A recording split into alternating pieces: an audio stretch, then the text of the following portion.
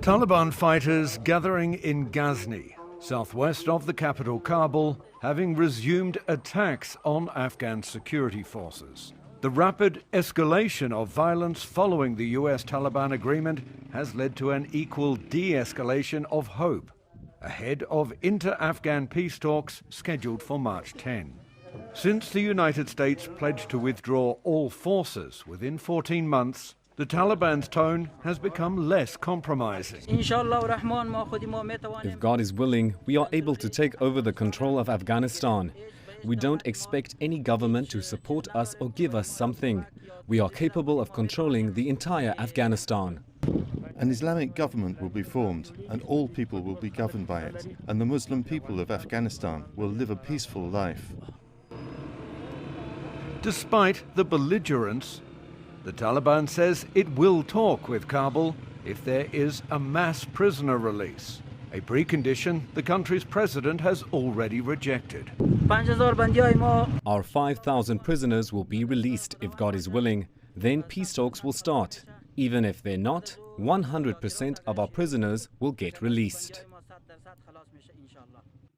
The US has resumed drone strikes targeting the Taliban, and the US general overseeing Afghan operations acknowledges the situation is fragile.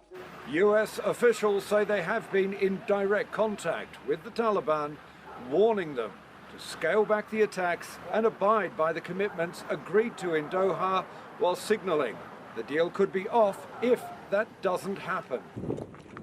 Some Taliban factions reject the Doha deal with the US, along with the negotiators supposedly speaking on their behalf. We insist that the government, NATO and the US must understand the reality that these people do not have the authority to make a decision either in Qatar or in Afghanistan and are puppets. It's the nation that can decide. Faramaz Tamana is a former presidential candidate and current chancellor of the University of Afghanistan. He says the US agreement with the militants has shone a light on the divisions within the Taliban. In 2012, United States divided Taliban into parts. First, good Taliban, bad Taliban. The bad Taliban will remain, and they will fight with Afghan government and US troops.